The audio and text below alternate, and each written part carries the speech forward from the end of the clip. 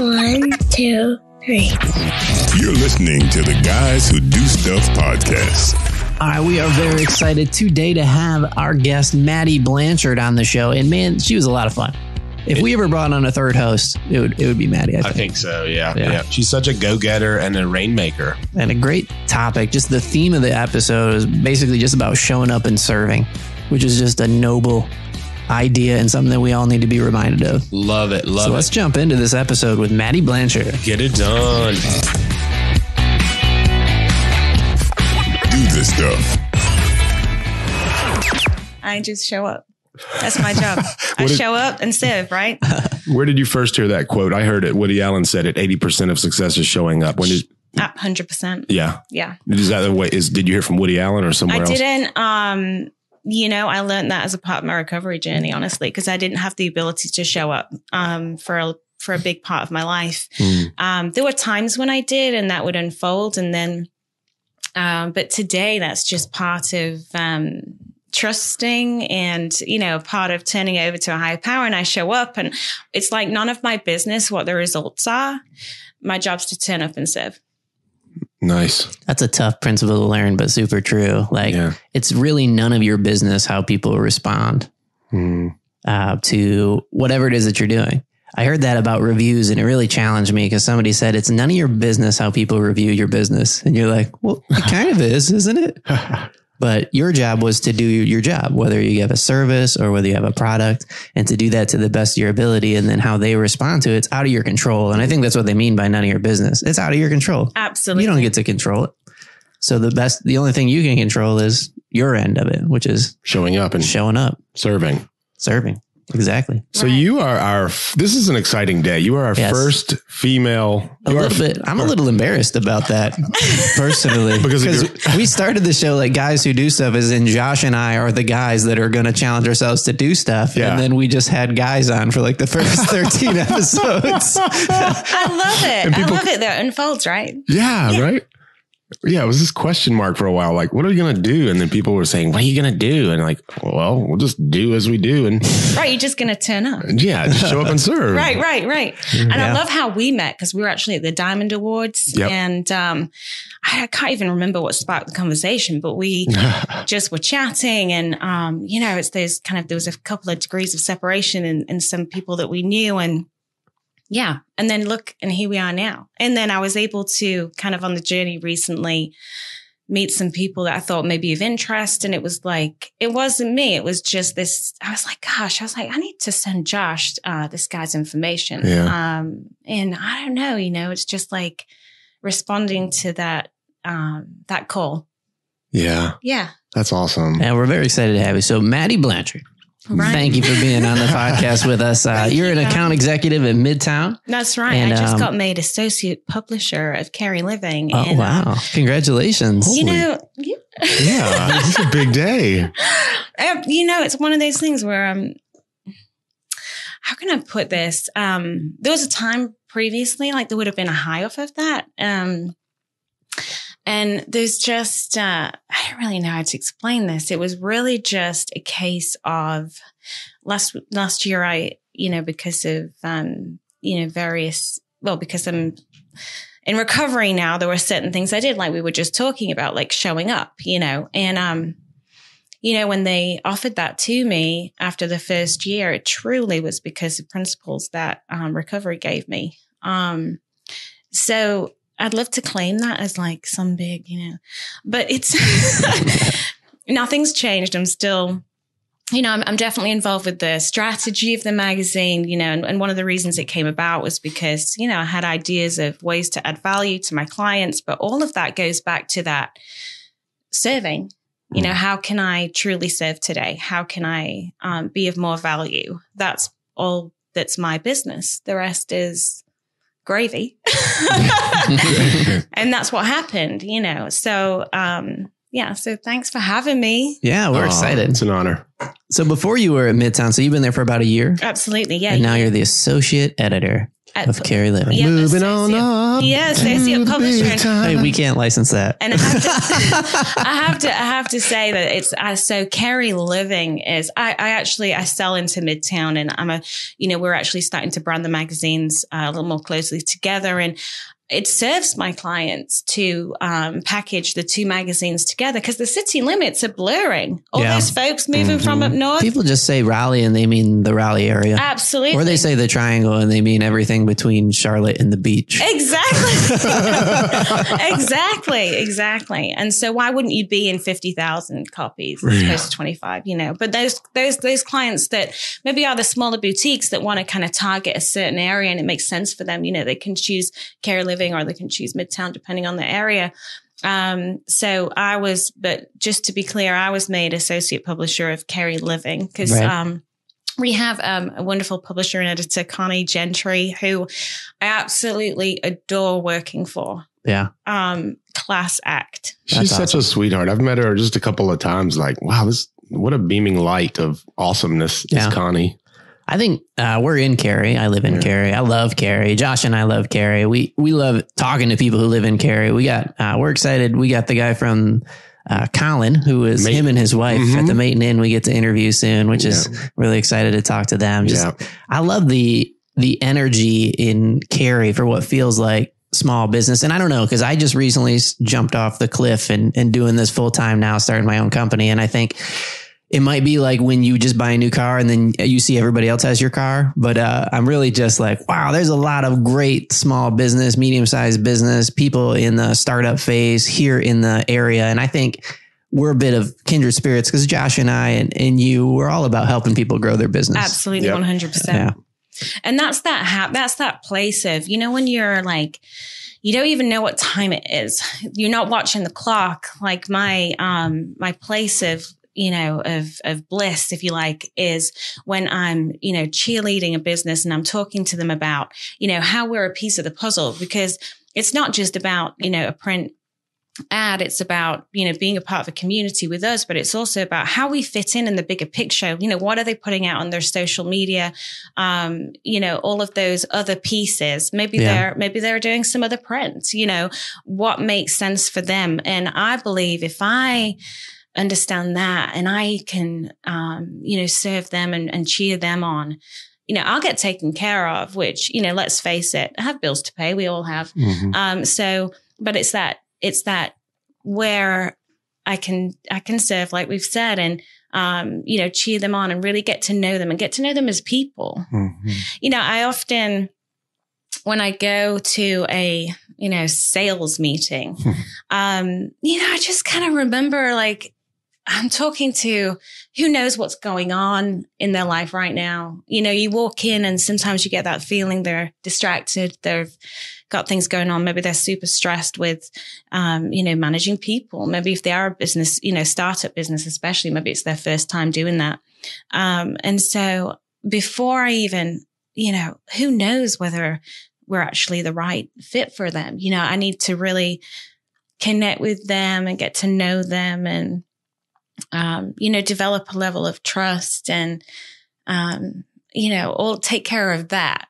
And then the rest gets taken care of. That is so beautiful. Yeah. I'm dealing with that in my own transition right now from doing everything on my own to partnering and doing things more as a team. And having that mindset is something that is a priority for me at this time, from the sort of feast or famine mindset. Let's feast on and by doing that, by seeking to know someone and what they're going through and seek to understand them and how to serve them. Back to that word, right? Absolutely. Yeah. And then everything else takes care of itself. Absolutely. Yeah.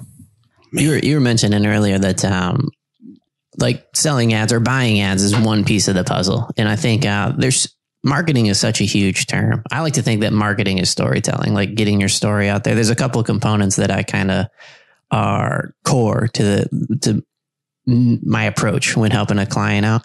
And one, there's no silver bullets. I think people want to know what's the latest, coolest thing. If I give Facebook $20, am I going to be like super popular now? Is that right? I heard this thing. Somebody said if I give them all my money, they'll change my SEO. I don't know what that means, but it's going to be, I was like, I'm going to get all kinds of business, right? Right. But the principles have remained pretty similar. a lot of marketing can fall under the category of just like an awareness campaign. And I think that's what you're talking about. There's a stat that BNI, Josh ran BNI, and they do a lot of in-depth study. And they're not the only one to do this, but they said it's 7 to 12 touches before somebody decides to do business with you. Right. So they have to run into you 7 to 12 times before they choose to do business with you.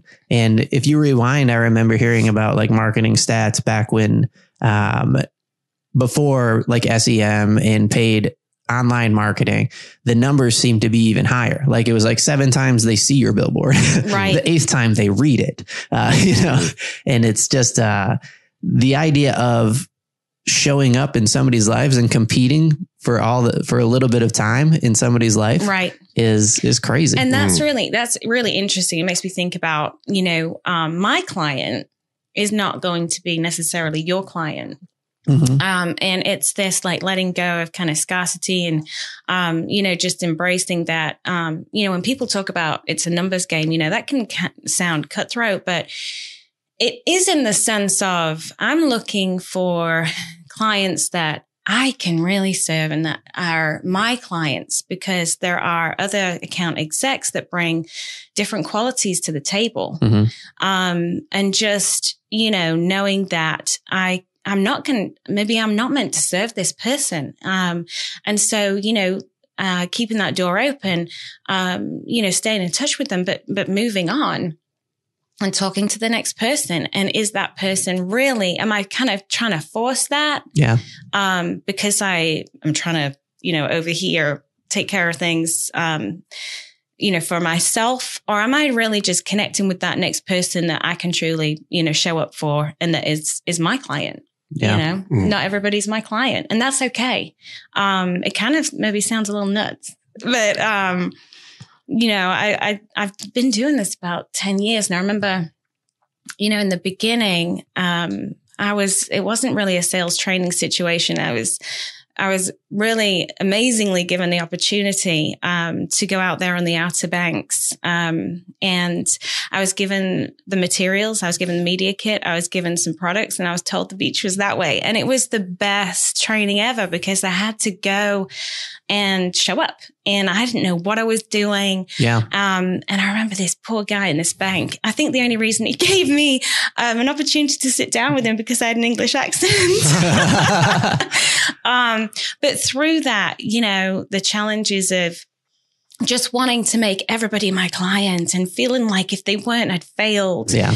And then over time, realizing that no, everybody is your client, and just trusting that, you're building over time this community, and there's those people that are meant to be in your sphere. Yeah. Yeah. So I think it can be a bit of a mind shift or a paradigm thing as well. Like, the principle givers gain, or I just recently read a book. It was really good. And now I'm blanking on the name. It was Go Giver. It was one of those books, Ooh, like a Patrick Lencioni kind of like a story kind of thing, where this guy finally got to sit down with a very successful business guy. And then he just kind of messed with his mind. He's like, we're going to play a game. You're going to do this. And it was an interesting book, but it was about the idea of if you serve, then the nature of stuff is it's reciprocal. And the people that approach their life and I'm here to help versus I need everybody to be my client because I'm trying to grow a bank of business because it's all about me. Mm-hmm. amen. There's something different about that approach that turns people off.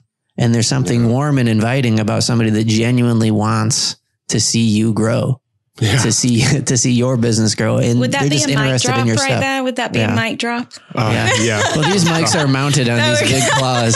It would be like, hold on, give me a couple minutes. I need a specialized tool to get this part out, and then we can drop the mic. Let's not drop these mics, guys. Come on now. Let's not drop them. We need some mics just for dropping in this place.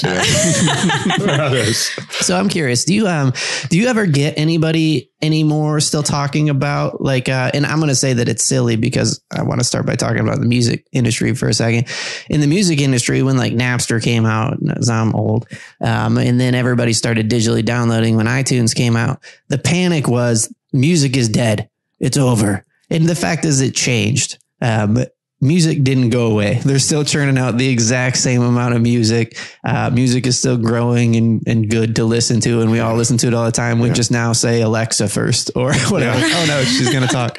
Right. But And I think people had the same negative reaction when a couple newspapers started to fail because there was a shift in the way or the method to print that was going on. And some people chose not to adapt. And so you kind of had the early fall off of the people that are like, no, I'm not changing the way I'm doing it. But I wonder do you still get that? Like, why should we use print? Right. Like print doesn't exist. Like, right. And in, in our market, like hyperlocal, print market, we have a 97% pickup rate with Cary Living. We have a 98% pickup rate with Midtown, which means, we're not picking up magazines and recycling them at the end of the, print period where they're out, the distribution period, they're out there. And, what I find is I worked there's a couple of things I want to speak to. Yesterday, actually, I was in Northridge Pubs. My clients, they have that in Cafeteria Masu. Amazing guys. Absolutely love them. But we were served by, I guess he would still be a millennial. But he was actually talking about, subscribing to print publications because, when he uses his phone. Now it's retro and ironic. Right, exactly. Like, I subscribe to magazines. Hey, it's me. I'm back. Right. Well, Sorry. we're blasted all day and we're on our phones all day. And so things kind of come full circle.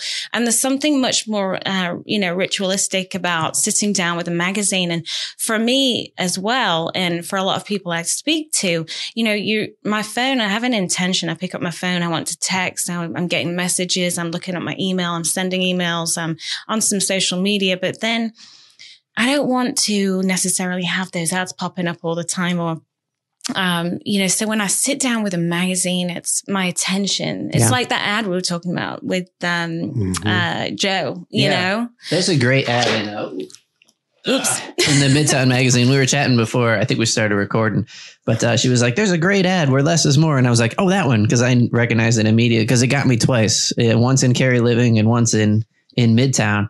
And it's just Real. I'm sorry if I'm pronouncing your name wrong, .com. But just this cute picture of a puppy on a blue background and just his domain. That's it. One full page. And both times that I saw it, the first time I saw it, looked it up and I'm like, oh, that's cool. And then I totally forgot what he did.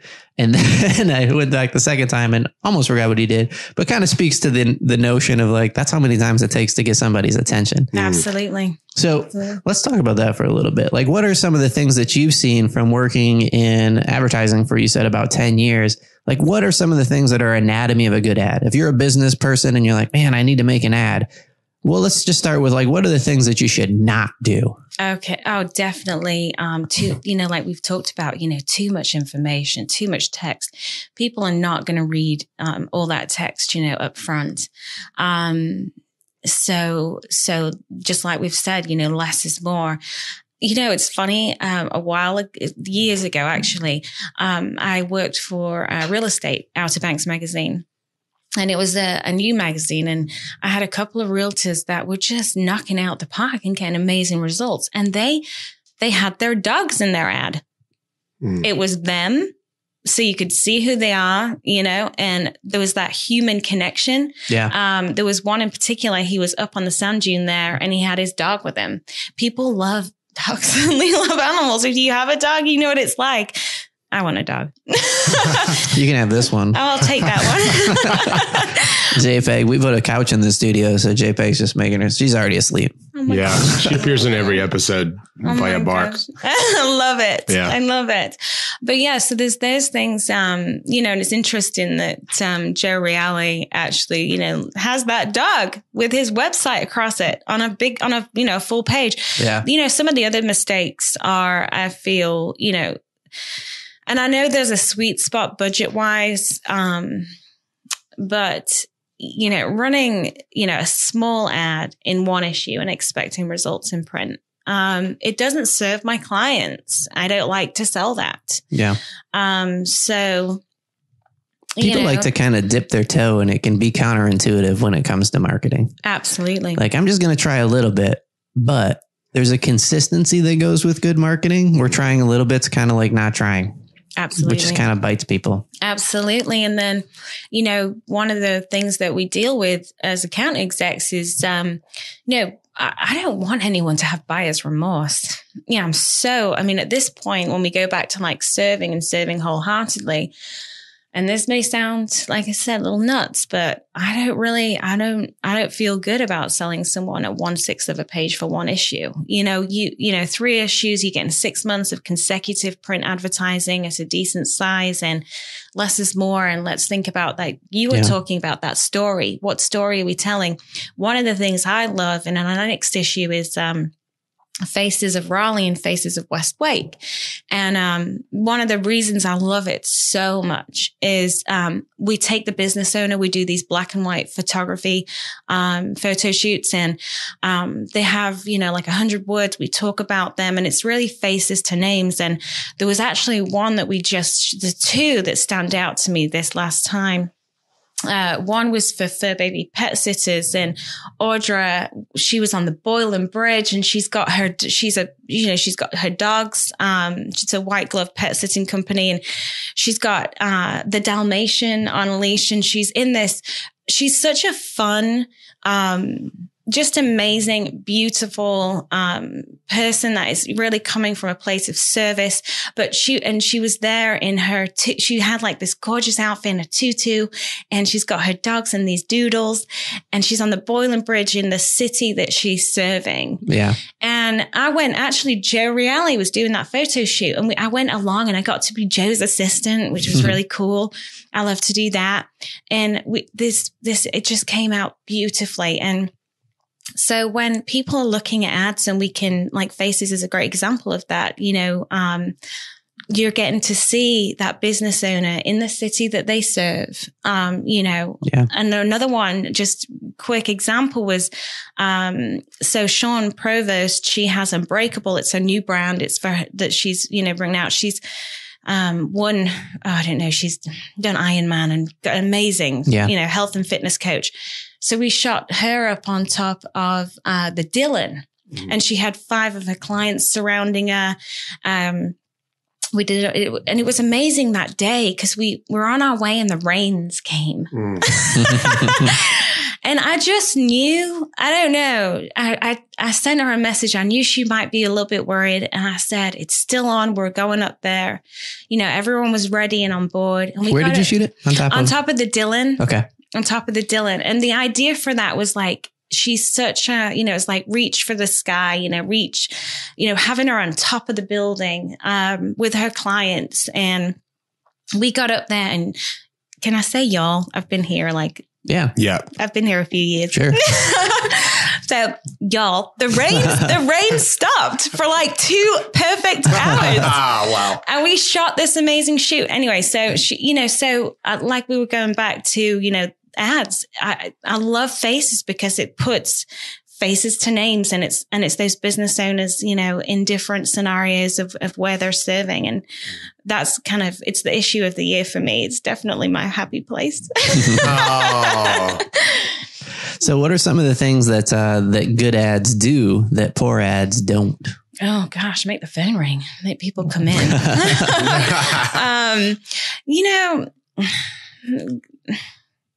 Well, a terrible ad will, give my client buyer's remorse, and that feels awful. Yeah. Which is.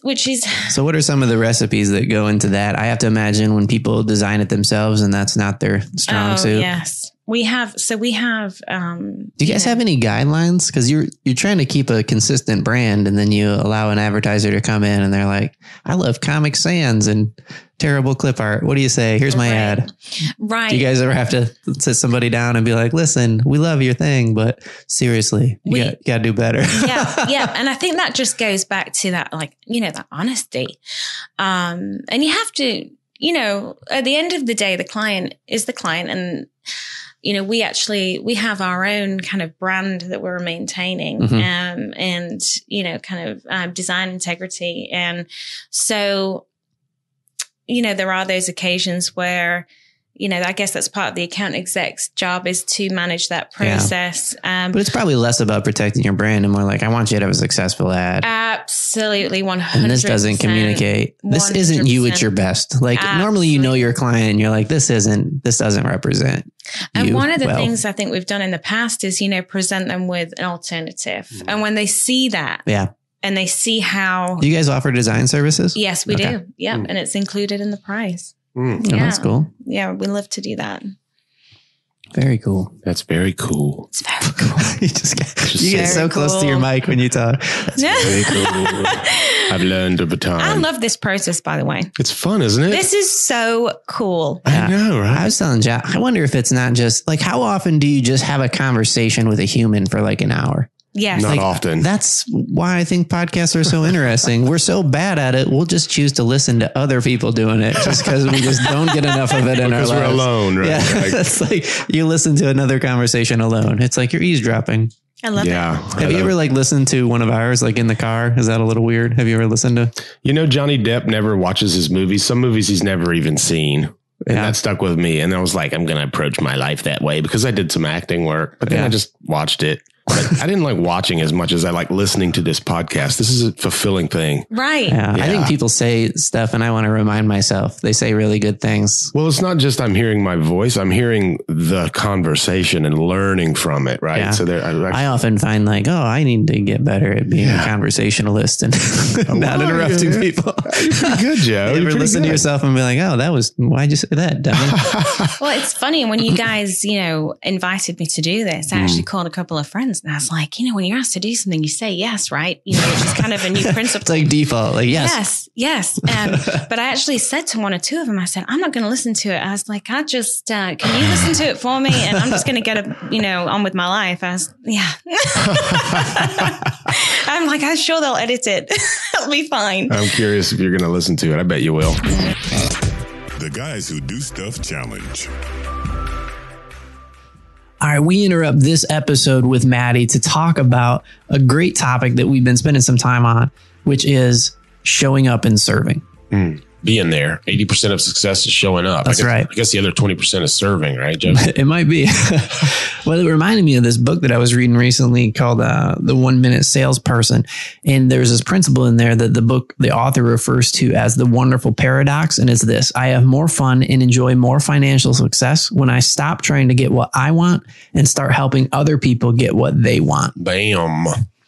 That's such an important point because I know it's just perspective, and you might think, oh, it doesn't change that much, but it actually changes everything. If you are coming at your approach to your business with how can I help my customers get what they want, it's going to be more enjoyable for you. And that's the paradox, I think. Yeah, it's the human thing, isn't it? It's givers, like in BNI too, there's givers gain and it goes all the way back to do it to others. I think a big part of it is people can smell that. Like they know when you're trying to help them and when you're trying to help you. Yeah. And I think that's my problem with like the kind of the popular thing right now, which is hustle and grind, is that it feels very self-centered. Like I hustle and I grind and it's all about me and therefore I'm successful. Yeah. When I'd have no problem with hustle and grind for my clients. Yeah. Because we're here to serve. Yeah. And part of that doesn't feel like service to me. Unless you're a competitor of ours, you're welcome to keep hustling and grinding selfishly. Please do. Absolutely. You just hustle and grind until it just falls off. Away. Yeah. Drill yourself down into the core of the earth while we just maintain balance up here on the surface. Yeah, man. Let's get back to this episode with Maddie. Rock on. So what are you excited about as your role in Cary Living changes? I'm really excited, strategy wise. We had an amazing meeting just here recently, and it was kind of out of that meeting that the associate publisher role was offered to me. And, we know that the community part of it, bringing the added value of holding more events. For instance, this is going to be the first year in May that we're going to bring our partners, advertisers from Cary Living and from Midtown and have a Faces after party and have an opportunity for them to network with each other. Because a lot of the time, they want to be, they're doing business with each other. So really just ways that we can hold after print, networking events. And I can get the other piece to that for me is, having my clients in one room and being able to, network with them all together. Because y'all, there's only so many hours in a day and so many quality touches to the level that we're talking about, with that kind of service that I want to offer. There's only so many, touches you can have in a day. And so, having more opportunities where that add value to them, where they can network together, but then I can touch them all at one time, in a room and offer them, it's added value for them. And I think that goes back to, how can I serve them best? And what can how can they win? If they're winning, I'm winning. Yeah. I think there's definitely like a tone to your guys' magazine too. And a lot of the people that advertise would be great referrals for each other. Like they could really do a lot of business together, but without that opportunity, without that introduction, like, hey, you do this, you guys should talk. Absolutely. Absolutely. Yeah. And that's that community.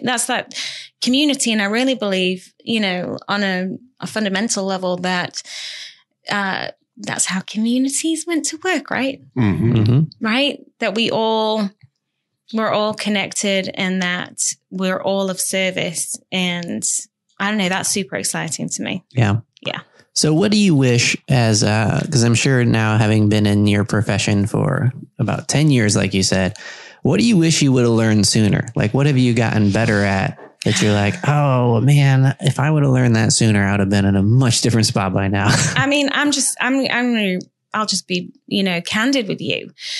When I first got into sales, it was about me. It was a roller coaster. It was, about, don't get me wrong. I don't think I was like this terrible person or anything. You're so selfish. I was so selfish and self-centered, but I really didn't understand. Plus I was 10 years younger, So, but I really didn't understand. I don't know. My ego was huge too. Well, you drove a Corvette, right? Absolutely. Tell me what. Actually, I think it was in a Toyota Highlander at the time. But anyway, the roller coaster of that, working from home was such a personal development trip. I mean, having to get up and be motivated, honesty. Ooh, that's a word right there. Because it wasn't cash register honesty that, I was fortunate not to struggle with. It was, I'd make a sale and the adrenaline and the roller coaster of it, I'd kind of need to go get myself a coffee and relax afterwards. And then, you relax with coffee? Well, I know that sounds counterintuitive, but, just the roller coaster of those early years in sales, it's like deep down, I cared, but it was my first time in sales and I just wanted to sell. And I wasn't coming from, a place of really seeing how we could, like a consultative approach. I wasn't coming from that. I was in sales. I was going to make money and I'll just be honest. I don't know whether you should, I'm not sure about whether this should go out there, but just to be honest, I think anyone that's early in sales, you get into it because it's like, it's a job, it's a career and you're, so over the years, the highs aren't as high and the lows aren't as low, but where I get my highs now is from the service. Yeah. So do you think, was there a light bulb moment for you where you changed from focus on you and the seller's high to being more of a consultant driven? I mean, how did that, sticking in it long enough, that happens to everyone? What do you think? I'm not sure about other people. I know that I began to work for a company called Silicon Travel. And I kind of realized probably about 5 years in that that's really where, my happy place was, that consultative approach. I think I began to sell that way, but didn't really realize it. But where the, what do they say? Rubber hit the tarmac or something like that? When the rubber hits the road? Something like where the rubber hit the road for me. I like that. Would you say where the rubber hits the tarmac? I like that better. Rubber hits the tarmac. Yeah. In airplane terms. It's about planes. Yeah. That's super British. But for me, there was, So back in 2016, I actually was made redundant and lost my job. And I ended up in recovery. And to be honest, and just really candid, that was where I was really put on my knees, humility wise. And there were principles that were taught to me during that year out that I didn't really understand at the time. But when I came back into my career a year ago, they unfolded in that. And they're the reason that I have that. It was like everything I was missing from before being kind of brought to my knees and, facing losing my career. That when I came back into it and I moved to Raleigh, all of that, it was amazing how it all worked out. All of that, those principles, being a worker among workers, being honest, coming from a place of service. It's not about me. Those are principles that, as a salesperson, it's kind of, it can be a bit of an ego trip. And then going through that and facing and being sat there thinking that I might never be in advertising again, that I might never be an account exec again, not knowing, that was losing that. There were other personal parts in that journey, obviously, that were huge too. But it was, I had the mirror held up and becoming aware of, my character defects and flaws. So that was, I hope that's not TMI. No, it's good. It's good. It's in line with what we've heard from other successful people who have checked inside or been introspective and faced the mirror. Right. When you look back to before you learned the lesson of humility, and you said sales was all about me, what do you think was driving you back then? Fear. Yeah. Financial fear. Financial fear and fear of that I'm not, my identity and success being my self-worth. That the sale was my worth was based on those highs of the sale. Yeah. And the more sales I got, the more worthwhile and worthy I was. I think that probably describes where most people are in that phase of life. And when you're scared, you do really dumb stuff. Like if you're in sales and you're scared, then you might do stuff like only tell people the really good thing about your product and not be super honest about like the potential downside of going too far into something. And when you fast forward though, and you learn through, and I think that's such an important thing. All of us have to get there. I think it's part of maturing. There's this quote, I think it's A.W. Tozer, and but it says that God cannot use someone until he wounds them very deeply. Gosh. And I think the idea of humility is, it's almost, I struggle with it. Like as a parent, like how do I teach humility? Like how do I know I should model it. Right. But like when you're young and you haven't screwed up a lot, it's really hard to be like, no, you gotta. Yeah. Right. And it's really easy to think through and put yourself in that position when you think back to when you were younger about just, the challenge of, I guess I think of it like this. You're chasing after something, and when you're motivated by the wrong thing, the best you can get is short-term fulfillment. Absolutely. Where you can look back and be like, that's great. And then it's like a Chinese meal. It's like 15 minutes later, you're like, I need to sell something else, or I need to do something else, because that wore off way too quick. Absolutely. And then when you find a place where you're motivated by putting others' needs first, like you were saying, like serving, you can look back on doing a good job where you help somebody, like legitimately help them 3 years, and be like, get that same dopamine hit that you got when you first did it, where it's so shallow when you approach it as a selfish thing. Absolutely. 100%. And I think about like, what do they say? Pain is the touchstone of change, something along those lines. And, with my daughter, and also between me and my higher power as a parent, because that's the kind of relationship I have with my higher power. It's like allowing the consequences, I feel like my higher power allowed me to walk out some consequences and sit in some consequences that I absolutely needed. I think about the pain that I went through in that experience. But it was, God knew that's what I needed. And even though I couldn't understand why I would be in so much pain and why, he wouldn't just come and like sweep me up. I felt the presence of my higher power the entire time. And when I kept turning it over to him. And then by the end of it, I understood why. And the why was because I needed that journey of humility in order to have everything that, have everything in my life that I have today.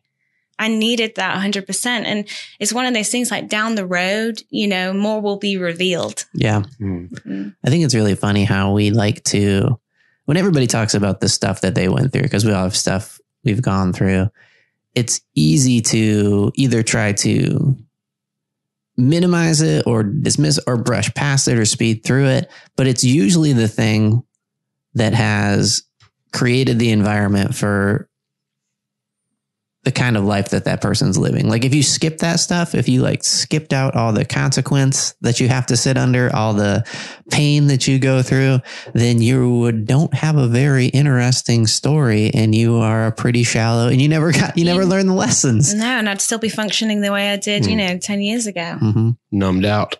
Right. And it was... That sounded British. Numbed out. When you both leave here, you're going to be speaking with a British accent for the rest of the day. I already am. I'm so bad with accents; it would come out like German. How about you, Joe? No, can't do it. Give it to us. No, I can't. I really like. I end up sounding like a terrible version of like Conan doing an insensitive impersonation of somebody. Yeah, it's never good. Okay. JPEG's waking up from a nap. So this is, you guys got noisy. Gosh, that's a life right there. Mm-hmm. This episode brought to you by Joe's neighbor's lawnmower. If you guys would mind helping out my daughter, she's my 7th grade daughter she's going into 7th grade. Has decided that to make a little wager with her parents, she started a social media account for JPEG the dog. JPEG_the_dog, I think is the handle. And she said, if I can get JPEG to 1,000 followers, then I get to pick where we eat dinner. Okay, I'm going to share that. Oh my gosh. So she's been taking pictures of the dog. Do we get to come with you? Yeah, everybody who likes it, you guys come. It's a small, intimate gathering. Just us. My family, us 4 and a few thousand followers. I love it. That's great. Oh, well, what else can we cover today? I want to know about journeys of humility that y'all have been through, or is that, do we want to go there? Sure.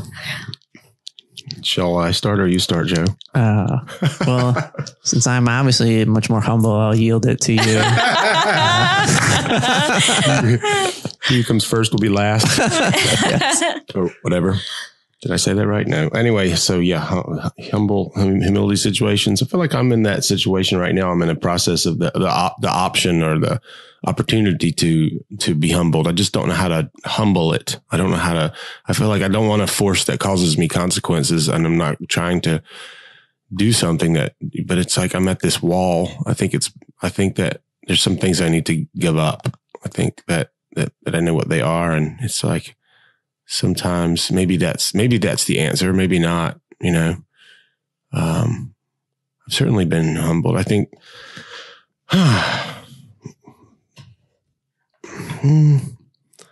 well, gosh, I went through a lot in my early life, like in my 20s, and I went to New York and let it all out. But I was also going to church, even hungover.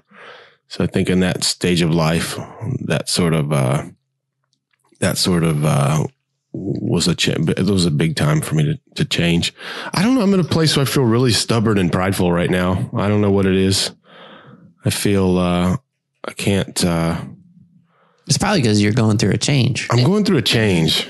Yeah. And you speaking about like professional change. Yeah, I think but that's internal also. Yeah, it absolutely is. It's totally related. It's real similar with me. So I just quit a job I was at for 9 years where, I had the opportunity to work with really creative and successful people that I really liked. And then starting your own business and, like it is, it's definitely, so the opposite of humility is pride, right? So I know that I'm being prideful when I think things like I'm thinking right now. Like I used to be this and now I'm this and really I'm doing the same thing. I'm helping people. But the challenge that I've been going through, and it is a very prideful thing. And my wife was helping remind me of this the other day. My attitude, I want my attitude to be like, man, I get to do, this is awesome. I kind of get to create my own schedule. I get to help people. I get to build this thing from scratch, and it's an exciting adventure.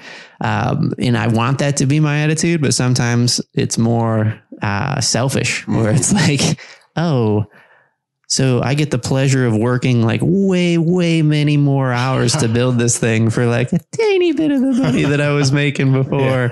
And, but it's the process of, so for me, I feel like the humility part that I'm going through right now is I knew I was starting over, but I didn't realize how much I was starting over at 37. Yeah. Just being like, you know what? Start over. I understand that. I understand that absolutely, like 100%. And, I think if you are truly called and it's not an ego, what do they say? Ego edging God out. If you're called, trusting that you show up and you do what you're called to do, that everything else is just going to happen. You know, that's like, I mean, and there's a lot of people I feel would hear that and just be like, you're insane, you know? But I see it. I see it every day. I see it in the rooms. I see it in my own life. Like I see it. And it seems like this is what you've been called. Yeah. And I think why it's so scary for people is because what you're describing is faith. And it seems like you shouldn't approach your job with faith for an American. Like the way we're wired. It's like, no, it should be up and to the right a little bit every year until you're awesome. And then, but nobody ever describes what awesome is. Right. So we can work really hard so we can retire so we don't have to work. Right. So we can finally enjoy our time and do what we want. And then if you can kind of step back and be like, well, what if I do both now and I can enjoy now and work hard? And it's a challenge. I'm starting to lean into it in a way that's really exciting.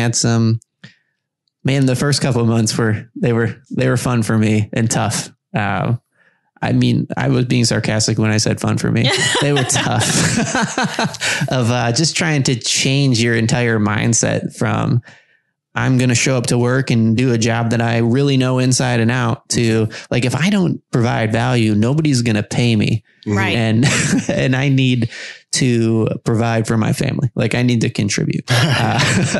So it's been really tough, but I think I'm more excited about it now than I have been ever before. And I think I'm excited for you. Yeah, I'm excited. Thank you.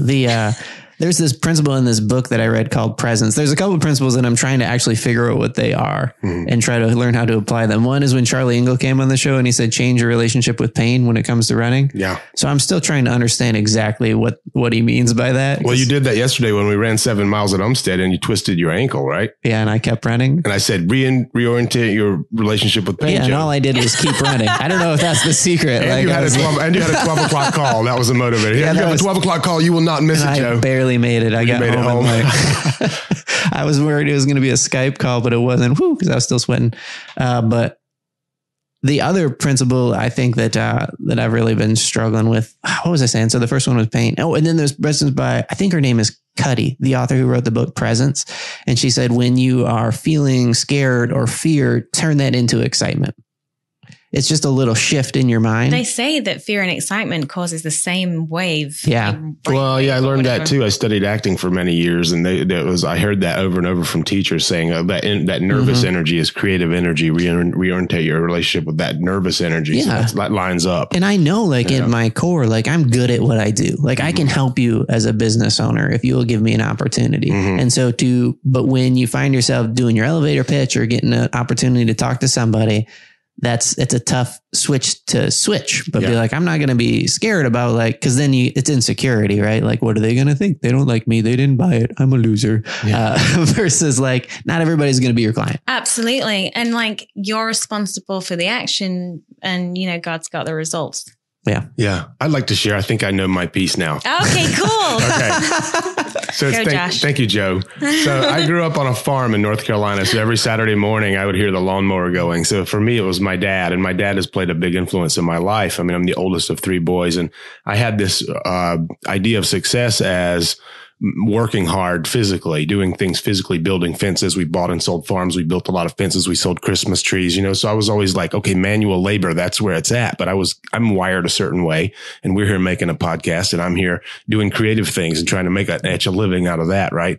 So having this identity given to me by my dad, and me saying, I'm going to go for that. And then figuring out, like, well, what am I going to do for a living and with my life? And then going to arts college in New York and LA and all this stuff. I've had to figure out, like, well, all these things, reading a book or meditating or rehearsing, all this stuff isn't real work. So I've struggled with that voice saying, that's not real work. That's not real work, but it is real work. Everybody's called to something different, right? A little bit different. We're all made very unique. And, where I'm at now is. And you're gifted at that. Thanks. Yeah. So that's from that's like your dad. That's like our earthly dad, Josh right? just got so uncomfortable when you give him a compliment. He's like, yeah, stop that. I was in the middle of talking. Sorry. I am a hard ass. I was raised in the South by a tough dad, and he's awesome and I love him. But yeah, I appreciate that. It's true. So I've felt I've been out on my own trying to figure it out for a long time. And then I left a job 5 years ago and, decided to make videos full time and do photography full time after being in front of the camera and on stage and pursuing that and learning about myself enough to say, wait a minute, that's not where I want to be. I want to go this way. And now it's letting go of that control and trying to do everything and operate the cameras and be everywhere and having all the fear mindset of like trying to close the deal at the same time. It's just overwhelming. Yeah. And then so through faith and through allowing myself to make different decisions in life and say, hey, I'm going to be open enough and build, and I had just enough mustard seed of faith to say, I want to sow into relationships more than myself. And just enough of that to see, okay, there's good folks around and life evolves. And now I'm facing opportunities right now in the near future of being a partner in a new creative endeavor that will allow me to pull away from operating the cameras and closing the deal. And of course, closing the deal is still part of it. So this is a very relevant conversation to me and very impactful to have you here, Maddie, and hear you talk about this thing in this way. And, so I'm moving into a place of, again, letting go of control, right. A new level of it, right? It's just an evolution of it in different ways. We're kind of just like terrible as humans, right? Like we finally learned to let go of something. It's like a monkey trap. And then we like stick our hand back in. It's like, no, I got this now. I can't let go of this. But it's like constantly learning how to let go of something. Yeah. Like anytime we get something good, it's like, this is good and it's mine. Like we turn into the seagulls. Right. But don't you think it's like that daily reprieve? And it's like today you can be like all let go and, on the beam and like, walking in all of that. And you have that faith, like, 100%. And then, the sun sets and the sun rises. Then, well, my dad gave me some great advice when I was in the sort of the height of my struggles. And he said, hey, son, if you just get up every day and do something, you'll figure it out.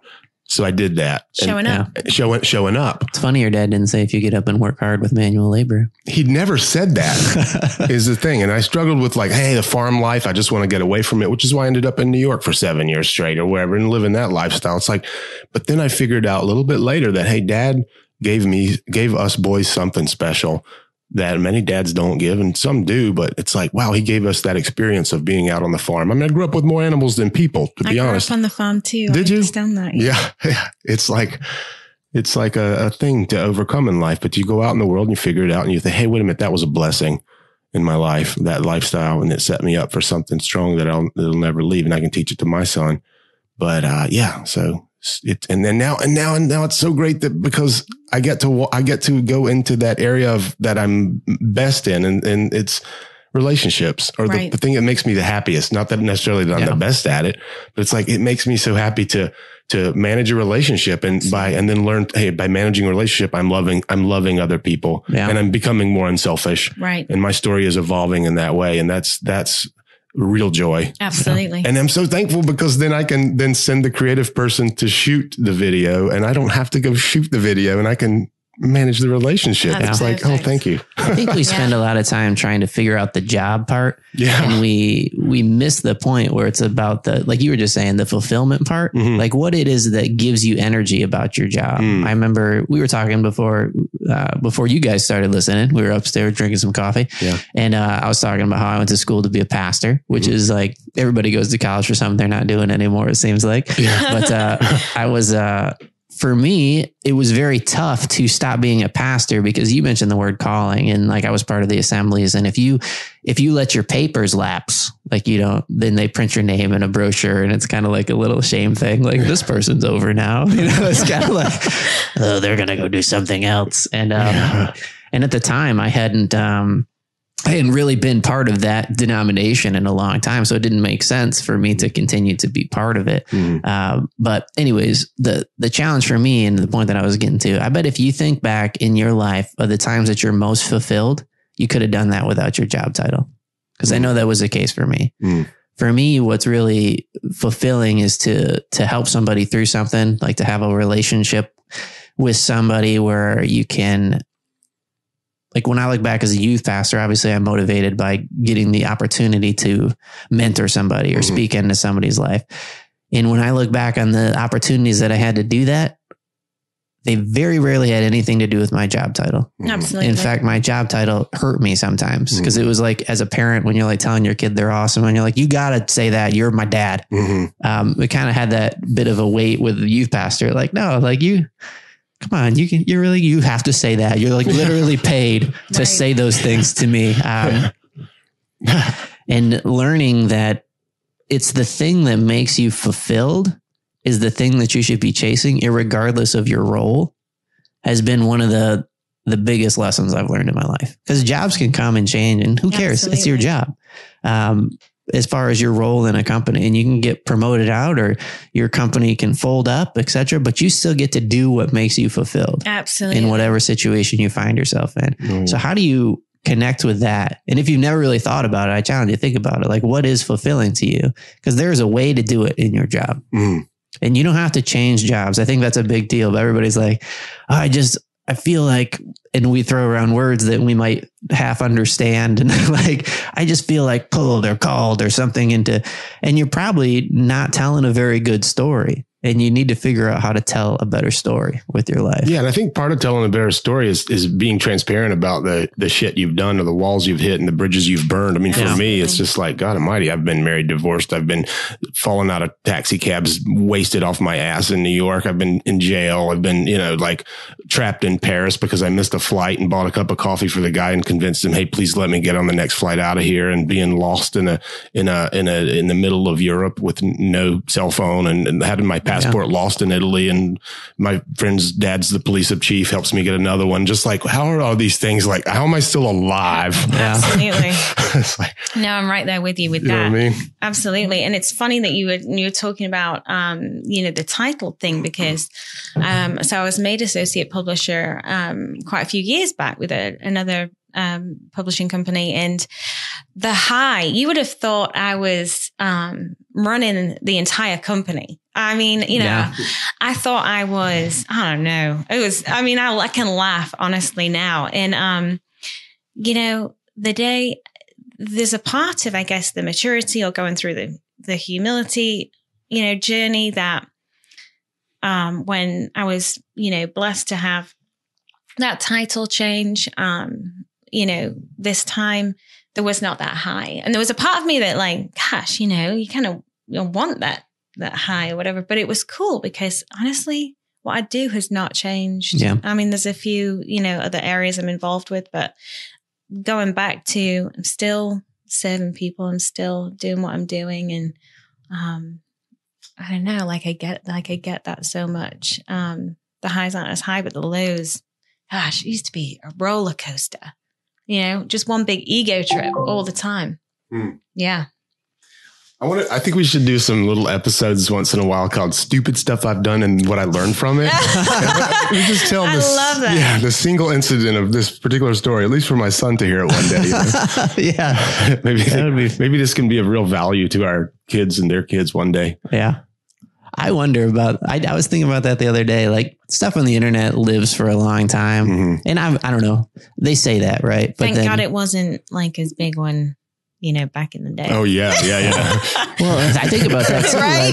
Like our kids, how old is your daughter? No, she's 9, just turned 9. So like our kids, as soon as we let them on social media, or not even that, like when they're on ours, because everybody likes to take pictures of their kids, there's going to be a documented, like you can follow this course of their life through all of the stuff that you used to have to be like on the 400th date and sitting down with mom and dad to see those photos, that there's just going to be like instant access for everybody that's growing up in today's day and age when it comes to, and then you look at talk about we're just mentioning how we were suffering from not having a lot of humility and having to deal with our consequences. You think back to the things that we used to do, and that we were in the position there where we put them on social media like they were cool. Hey, everybody, I did this. Yeah. It's going to be nuts for our kids. Yeah. This is good stuff. I don't know how we're doing on time, but Maddie, it has been a blast having you here.